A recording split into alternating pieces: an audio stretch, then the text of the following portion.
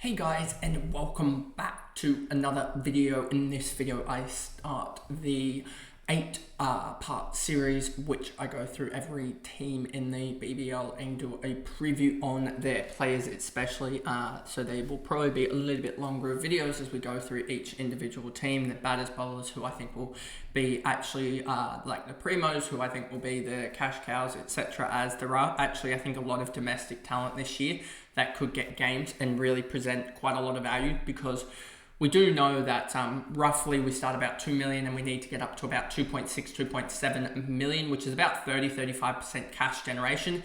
And we know that guys like Matt Short, etc., Maxwell, they're not really going to make cash. So you're really going to make cash out of about 10 to 12 of your spots, I would say, and make somewhere close to about 50k per slot, which is quite a lot.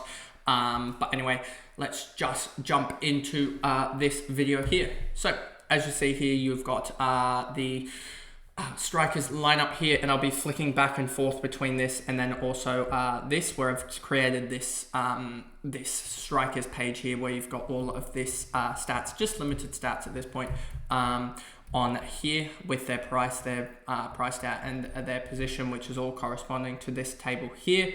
Probably want to add even more stats later on, but we'll just keep it at that at the moment. So Matt Short, I think, as I've said in previous videos yesterday in my team reveal 2.0, is that him being, now Jamie Overton being back, bowling to a certain extent. He wasn't bowling in the T20 that just went on this morning, that just finished a couple minutes ago. He didn't bowl, took a couple of catches, so he still contributed 20, even though he didn't bowl, and batter was going to slated to bat like 8 or something, 9. So a batter only at 8 or 9 is quite extravagant, but it is what it is. So he's a little bit of a watch, but I think just having Short, especially with them, with Overton being there, and also potentially needing, Hardy in round 2 as well. If you don't go, you're basically going to need one of Short or Hardy, I think, in round 2, at least. And and you're going to be targeting one or the other. So being able to target, and then also Fabian Allen. So there's like 3 or 4 guys that you really have to target in round 2. So I think having Matt Short, the most expensive guy, is probably the best thing to do at this point, especially with Jamie Overton not 100% fit. Fabian Allen, their other all-rounder, not there for round 1. So it means that he's probably going to pick up some overs, I would expect, being that probably 6th bowler. And they could also go 2-2 and also have him as their 6th bowler, I would think. Do I have him as their 6th bowler? 1, 2, 3, 4. Yes, I do have him as their 6th bowler. And if Jamie Overton isn't bowling overs, and Thornton or Doggett or Buckingham don't get off to the best of starts, or one of the spinners don't get off to the best of starts, he might have to supplement and bowl his 4-4, which just means he's going to be of value. But yeah, when they didn't have Overton potentially starting playing like it was a couple of weeks ago, I was a little bit more skeptical of Matt Short, just because there wasn't going to be as many options to grab in round 2. But now with Jamie Overton back, I feel like you have to grab him. Even though he is priced at 103, I just think that, he'll be playing better than pretty much everyone else. And he basically is a must-have captaincy in round 2, because we've seen before that he can just burn teams on the double.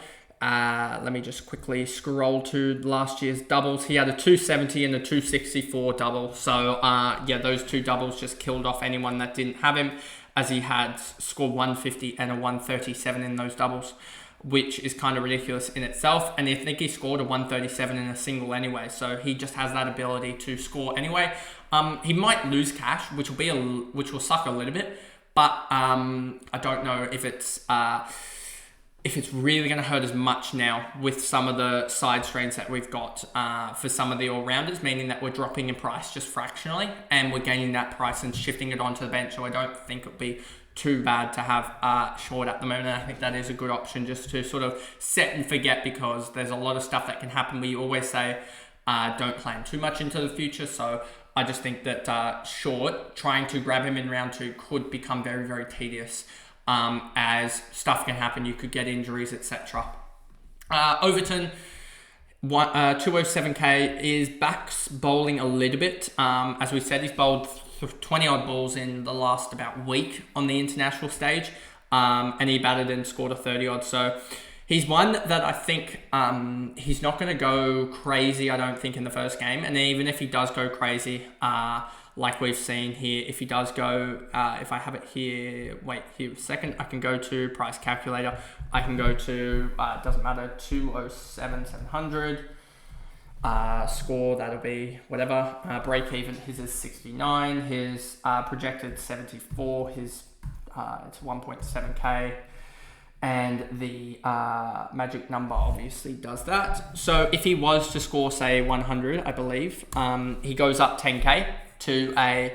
So yeah, 100 scored would go up 10k to 218, I believe. Let me just double check those data points. Yeah, 74 and 1.7k. So yeah, 100 from him, this is Overton obviously, would go up to a 218k. So even a 100 score isn't going to really break the bank too much, but if he goes and scores a 50, you see that change down to like a 201k. So I'm not too, like, it's not going to change dramatically. It's not like he's going to go out there and, I mean, if he scores a 150, then it will be quite dramatic. Like a 150 would be dramatic, but I don't, that's probably a 1 in 100 that he does that or something like that. It's more likely that he scores around that 50 to 80 marker and moves 5k either way. So I don't think it's going to be too damaging there. Chris Lynn, he's been one of the more consistent guys. So yeah, I would be targeting having both Short and Overton for the double alongside, potentially, if you can do it, Fabian Allen, but it may take getting rid of a lot of your star players, like getting rid of potentially a Bo Webster or whoever is underperforming out of Bo Webster and Tom Curran, who probably have to get rid of, but we'll just wait and see on that front. But yes, Overton is probably a must in round 2. Lynn, I think he's probably one that every year we go by and we just say he's going to, we don't want to grab him in case he's the one that doesn't fire because he's a batter only. But if we look at when did Matt Short have his doubles, he had the doubles in, it's pretty obvious that he had the doubles in round 2 and round 6. If we look at Lynn's score in round 2 and round 6, if we go to 23, no, that's the wrong one, 23, 24, round 2 and round 6. In round 2, he scored a 76, and in round 6, a 132. So I'm pretty sure even in this round 5 game, he scored better in a single than he did in a double, I think. I'd need to double check that.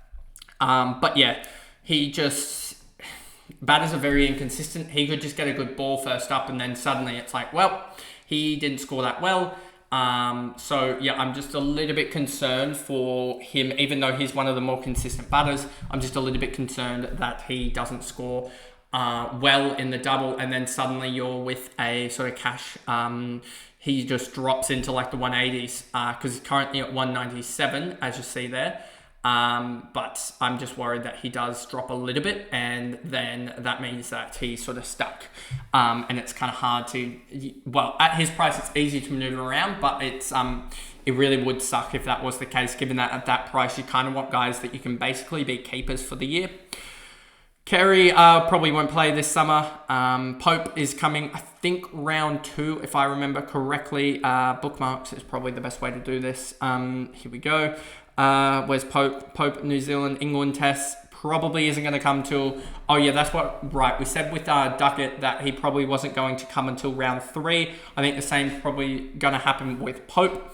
So Pope probably isn't going to be there till round 3, which means that it's probably helping out Overton and Fabian Allen in their double. But Pope won't be there. Lloyd Pope probably gets a nod. We saw, if I go back to this, I don't know whether I still have it saved or not. Do I still have it saved? I don't think I do at this point. But I saw that that somewhere that Tim Payne, the the Strikers coach, said that they wanted to go to spinners, to main spinners. So that probably means Pope and Boyce. Given that Menente's off now. So it means that Pope and Boyce are probably going to be bowling, which means one less quick, which probably means Doggett or Buckingham misses out. But, so yeah, Pope should be an all-right option in, probably, I would say their second double, I would say is probably the option that you want to go for. Let's just look at their BBL schedule. Their second double in round 4 is probably when you want to be going Pope, because you probably want to load up more so on... I don't really like the Melbourne Renegades options as much, so but we'll see mid-season. But yeah, I probably would say Pope's an option down here. Then him and Boyce would be options then. Who do they also play in that double? They also play Scorchers Renegades. So, yeah, maybe. We'll see. But I think that is certainly something to look at. Head probably won't play much this summer until the singles. And I don't think he'll be much value anyway then. Because he's basically going to be a batter that might bowl an over or two. Boys, we talked about basically coincides with Pope. Fabian Allen, I think, is returning. If we go back again to this here, you'll see was Allen, Hussein, Hope, Rutherford. Allen, I think, is potentially returning. It doesn't say that he's in the in that, but I think he's got something on, and I think he will be playing the T20s. But if he isn't, then he's available round 1, which would be a surprise. But we'll see about that. I'm not 100% sure about that. We'll have to wait and see about and this is the uncertainty, and this is why I wanted to hold back a little bit longer, is just the uncertainty with internationals. I'd have to get an update for that, and I'll probably put it in the comments when I figure that out, is on the YouTube comments about Fabian Allen's availability. But if he is available round 1, then I probably will be starting with him, just because I think he's going to be ultra value, and him in the batter slots could be very, very valuable, as I'd much rather Fabian Allen than a guy like a Jake Fraser-McGurk, who his technique looks all out of shot at the moment. Darcy Short, I think batter only this year. I think he's leggies. They finally have enough spinners. They've got 4 spinners, and then when Travis Head comes back, that'll be 5. Don't think they need him. Weatherald just maybe gets a game. If Fabian Allen isn't available, he probably gets a game. But if he is available, then he probably doesn't, as they'll go with Ross, I think. And they'll bet Jamie Overton 6, Fabian Allen 7. And then you'll see that in a second when I do my predicted order. Henry Thornton, I think he's going to be their frontline bowler. They don't have Payne. They don't have Wezega. Did they bring in another guy? They might have lost another guy as well out of their seam attack. But yeah, he basically should be their frontline bowler. And we've seen in the past him absolutely rip it in a double week. So if we go back to 22-23, you will see this double game week to start the year. He took, 9 wickets in the first 2 games or something like that? That might have been the Thunder all-out 15 game. They took 5 for in or something like that. So he took 9 wickets in the first 3 games or something, and he just blew the whole competition up. So yeah, he's definitely one that I think you have to definitely consider, because he should be getting that frontline ball roll back. And when he does that, he goes absolutely crazy. So yeah, I don't know about his BBL price. I don't think that is necessarily was right or whatnot, or whether it's exactly right. Do I have anything else here? Let's go 22-23. He gained 36k and then 29k immediately off the jump, and he was at a 163.9, and then he really just started to tank it later on in the year. But yeah, if he gets off to a good start, you could see him gain that immediately. And then after like round 4 or something like that, you can probably just trade him out to all-rounders or something, or even just hold him. But he could seriously, at the price that he's at 98.1, he could be a bowler 5 or something like that. That's how good he could be. That's what the potential is. Ross probably only gets games until the Aussie guys come back or the internationals are fully fledged in there. Doggett, I think, is the bowler that misses out, to be honest, unless Buckingham's side strain is so bad that Doggett gets the nod over him. But yeah, I just think that Buckingham could be a breakout guy. But I genuinely think it is a battle between them two. I would just say Buckingham probably, I would say it's a 75% chance, but compared to Doggett. But there still is, Doggett could start over Buckingham and chuck that out the window. Tom Kelly probably is the backup batsman in this whole setup, even with all the overseas guys out, whether that is Aussie international or other international players coming into the tournament. That he probably still is the batter off the bench. Baisley is probably the bowler off the bench, or the all-rounder, and then Harry Nielsen is the backup keeper. And then we talk about Buckingham sort of in tandem with Doggett and Thornton. So, having said that, the Adelaide Strikers schedule is a round 1 single game, round 2 double, round 3 single, round 4 double, round 5 single. Then they have the bye, and then probably in the last 3 rounds, I don't know about Overton's availability. Do we have anything about that? It doesn't look like it. Overton, let's just see. UAE, Overton is leaving UAE, I'm guessing after round 6. So, yeah, round 5, round 6, it could be affected.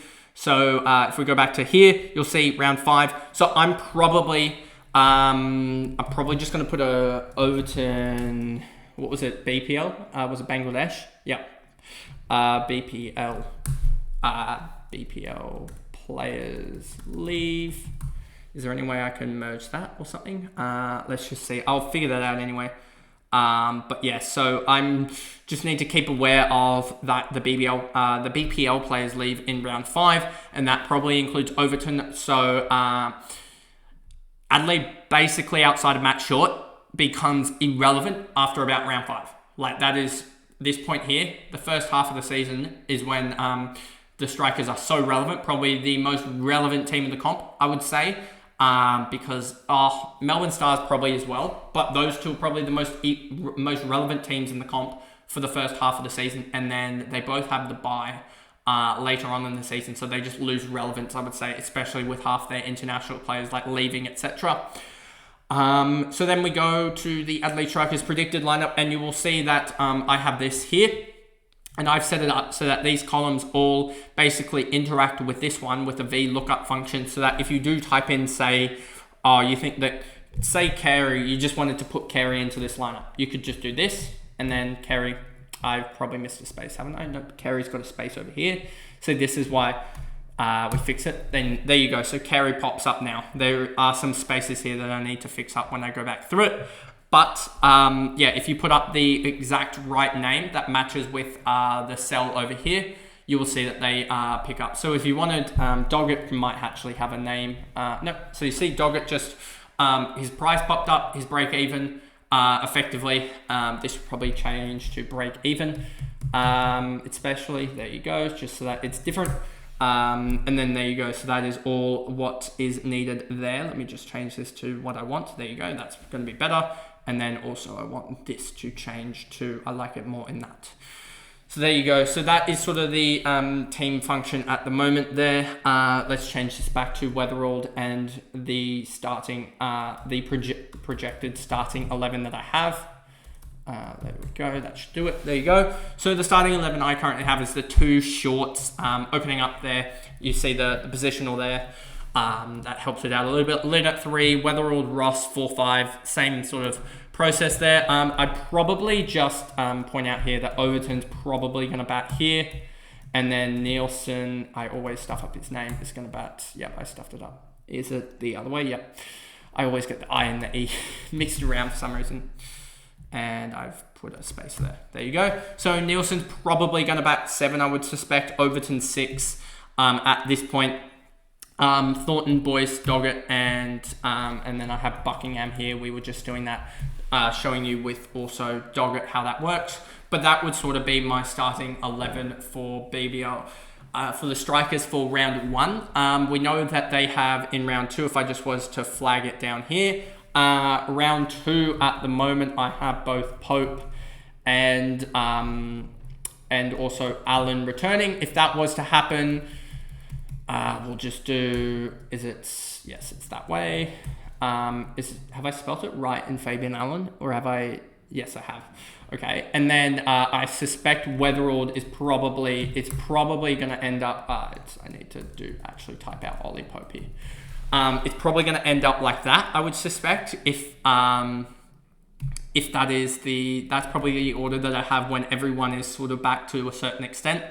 And then if they were to go with, if they were to have like Carey and Head back, I probably suspect that Darcy Short is the one to fall off, and then you probably put Head there and probably Carey there, and that's sort of the order. So I do have Overton batting, I think 6, which might be a little bit high in the full team, but that is because they basically have Nielsen, who's going to bat like 7, I think 7 or 8, and they don't really have more middle order batters, and I don't think they could go with a Baisley over like a Weatherald or a Ross, but I don't think they will, because I think they've got enough bowling options, and I just don't think Tom Kelly is necessarily up to it, I would think, in terms of the batting standard that they can get out of others, especially Overton and Allen, who I think bat really low for their nation and their respective counties at domestic level. So I think that those two are two that can really pop out, especially in the batting front.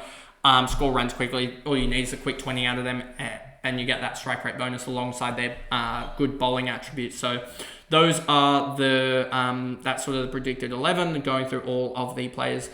So anyway, that is the video there. If you did enjoy it, remember to like and subscribe, turn the notification bell on YouTube so that you know when I upload. And for those listening on Spotify, remember to chuck me a follow so that you also know when I upload on there. But anyway, I will see you guys tomorrow for the next team preview, which will be the Brisbane Heat. So I'll see you guys then. Bye, guys.